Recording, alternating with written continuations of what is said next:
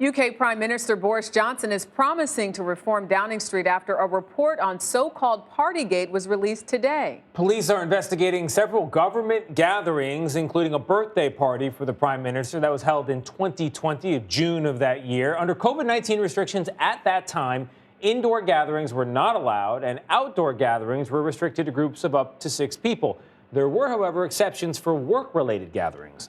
In her findings, civil servant Sue Gray wrote there were, quote, failures of leadership and judgment in the UK government, close quote. However, the document does not directly implicate the Prime Minister in any wrongdoing. For more on this, from London is CBS News foreign correspondent Roxana Saberi. Roxana, can you just briefly summarize the most significant parts of Sue Gray's findings and explain why the report was not published in its entirety?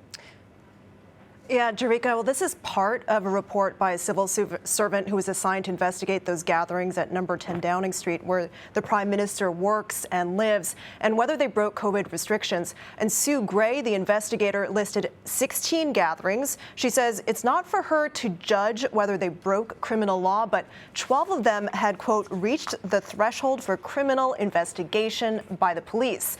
And that investigation is ongoing. Some of those gatherings were, for example, a garden party in May 2020, the Prime Minister's birthday, which you mentioned a month later, as well as a gathering at his own apartment. Prime Minister Johnson was reportedly not at all of the events in the report. Still, Gray concluded that a number of them should not have been allowed to take place or to develop in the way that they did. And she pointed out that while the government was asking people to accept restrictions on their own lives, some of its own behavior was difficult to justify. And you asked why the report wasn't released in full, Jericka. Well, that's because London's police asked Gray last week to make, quote, minimal reference to certain events to protect the integrity of its own investigation. You could tell she was not very happy about this request. She wrote in the release today, unfortunately, this necessarily means that I'm extremely limited in what I can say. Some politicians have accused the police of interfering with the investigation, and they've asked for the full report to be released now, not later. Well, Tony and Jericka? If the police are looking into it, I am going to be curious what they find, and I can understand why they wouldn't want to prejudice their work. Although that quote in the report from the civil servant, failures of leadership and judgment, is pretty clear, even if she's not itemizing exactly who she believes has failed. As for the Prime Minister, he says he will, quote, fix Downing Street. Again, not being very specific about what he's going to fix there because no one's accepting blame here. How is that response being received so far? Well, it depends on whom you ask, Tony. In Parliament today, his apology was met with a lot of boos and hisses. His critics called on him again to resign, but again, he's refusing. They say today's report was damning and the Prime Minister has shown himself to be dishonest and not fit to be a leader.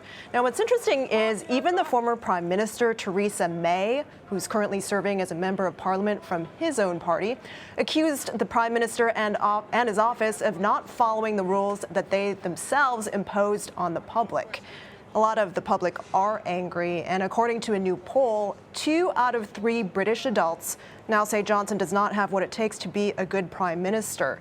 Now, some people here have told me they're upset that while they were making sacrifices, not seeing their loved ones and friends, these gatherings were being held at number 10 Downing Street. You know, and it's really, Roxana, interesting to think that not following these rules and these guidelines, and we've seen here in the States where politicians were caught out unmasked or whatnot, and no one necessarily calling for their resignation. But when you said 2 out of 3, how will that impact Boris Johnson moving forward? And is there any possible outcome in which he might make a different decision in the coming weeks or days as more information about that report becomes available?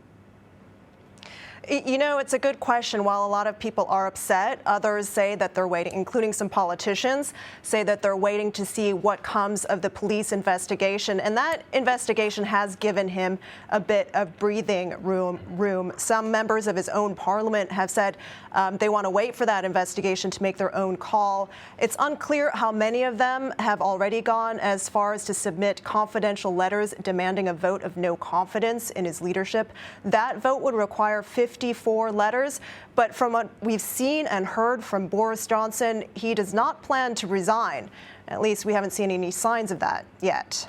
The findings met by boos and hisses in Parliament. Roxana Saberi in London. Thank you very much, Roxana.